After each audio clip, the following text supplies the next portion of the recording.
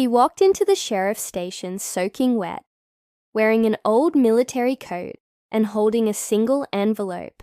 They laughed at him, called him a crazy old vet who'd lost his mind.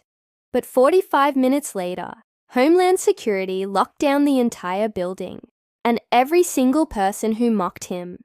They were ordered to stand back and listen, because this man wasn't who they thought.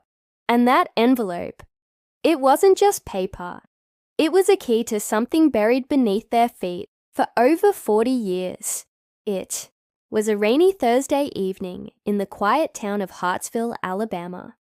The kind of place where nothing ever happens, and everyone knows everyone, or at least thinks they do. The streets were slick with drizzle, storefronts dimmed early, and the sheriff's office glowed faintly under a buzzing yellow porch light. That night, a figure walked through the mist toward the station, coat soaked, boots heavy, steps deliberate. He wasn't in a hurry. He never was.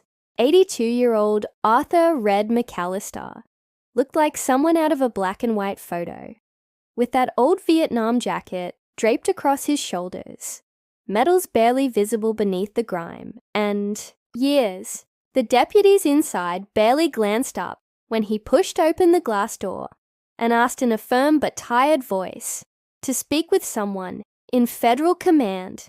One of them, a rookie barely out of high school, snorted. Another rolled his eyes and said, "Sir, you want the feds? You're in the wrong place. This here's Hartsville, not DC." But Red didn't budge. He clutched a worn envelope in both hands, like it was a life vest, his eyes unwavering. Most would have waved him off, but the moment he sat down without invitation and said, "Tell your chief, this concerns the file named Black Warden," the room went cold, like someone had turned the air down to freezing. Nobody knew what he was talking about, but something in the way he said it, calm, certain, unshaken, made them all stop smirking. Sheriff Don Bailey, a Gulf War vet himself, had been watching the scene through the office window, sipping bad coffee and thinking about clocking out. But when the young deputy came in and whispered, he just said something about Black Warden, Bailey's cup stopped mid-air. That name hadn't been spoken in 25 years, not even in briefings, not even during drills. It wasn't a public file. It wasn't a file at all. It was a ghost story passed between old hands in intelligence, the kind of thing that shows up on an unmarked folder with no return address. Bailey stepped out, stared at Red, sitting in the corner like a statue, and asked his name. "Arthur McAllister," he replied. "But they called me Red back then." The sheriff nodded slowly, trying to piece it together, but one over-eager deputy stepped in, dismissing the old man's words as babble. "We think he's unstable, maybe dementia," he said. "Might be a danger to himself. Best to hold him." Bailey hesitated, then relented. Protocol was protocol. They cuffed Red gently, though he didn't resist, and led him to the holding room. But before they closed the cell door, he looked straight into Bailey's eyes and said, "You've got 45 minutes to make the call. After that, this place belongs to someone else." That wasn't a threat. That was a statement, and it hit harder than any warning siren. For the first 10 minutes, everything seemed fine. The rain tapped against the station windows, and the old file room fan squeaked on its usual rhythm. But then, the lights flickered once, twice, then went solid. Phones dropped dead. Radios stopped chirping. Body cams on the deputies froze mid-recording.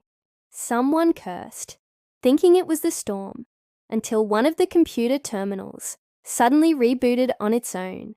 No password screen, just a blinking prompt.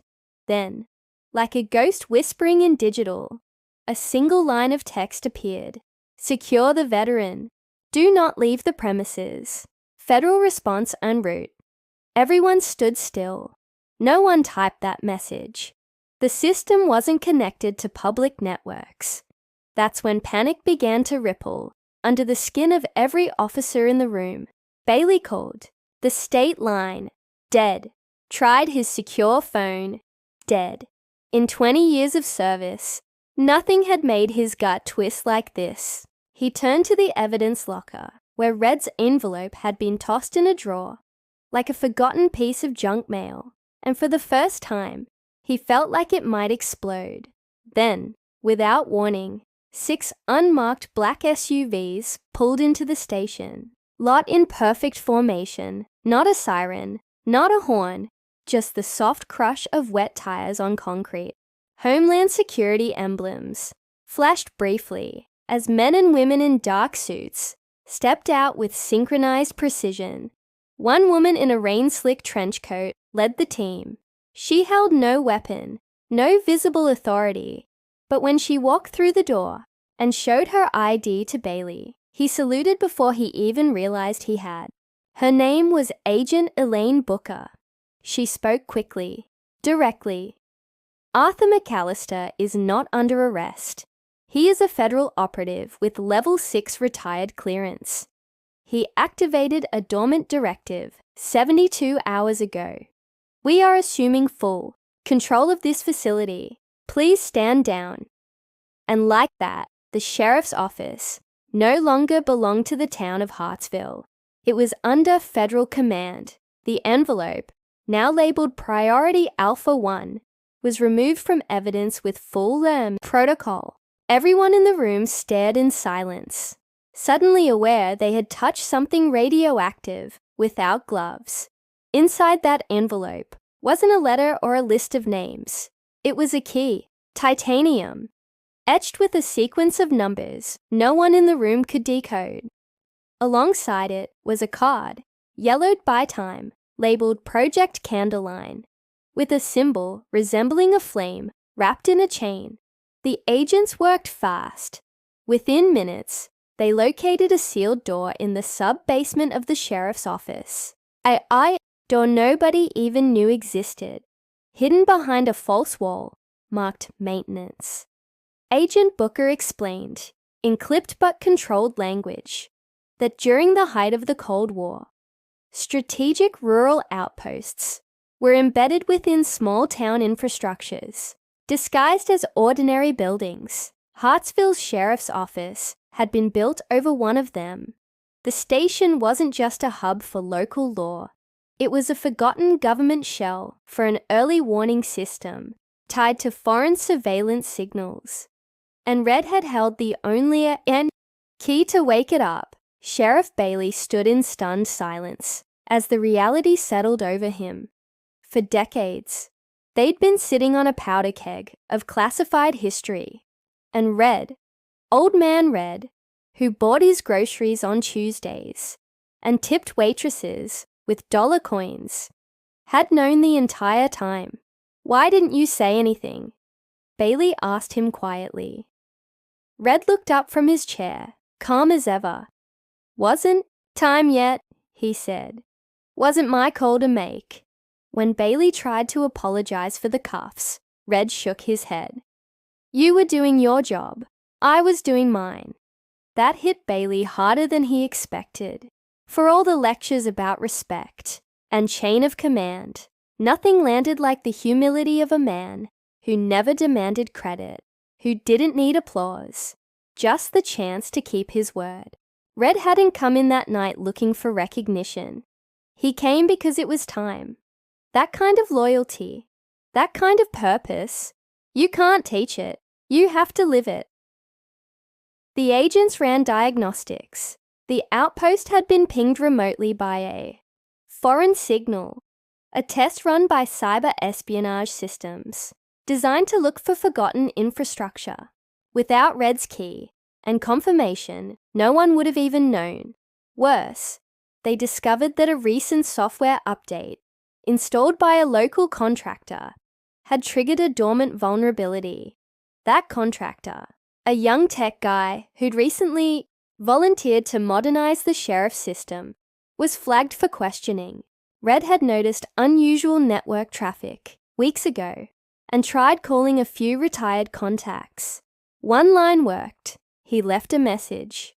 The message triggered a buried alert that reached Homeland Security's highest clearance tier. Everything Red had. Done. The walk into the station. The key. The name, Black Warden. It had been the final step in an operation that had been sleeping for over 40 years. He wasn't crazy. He was the reason they were still standing. When the sheriff asked Agent Booker what would have happened if Red hadn't shown up, her answer chilled the room. "You wouldn't be here," she said plainly. Neither would this station. The implications were never made public. There were no interviews, no press release, but the lesson was loud enough for anyone who had ears to hear. We forget our protectors until they save us. We ignore the quiet ones until they're all that stands between us and collapse. And sometimes, the last person you expect to walk through your door becomes the reason you get to walk out again. When it was all over and the agents were loading back into their SUVs, Agent Booker turned to Bailey and said, he fulfilled his oath, in silence, with dignity. You don't owe him an apology. You owe him a flag. Bailey didn't say anything. He just nodded and walked back inside. Red was offered a private ride home, but he declined. Said he preferred his truck. The same, rusty Ford he'd driven for decades.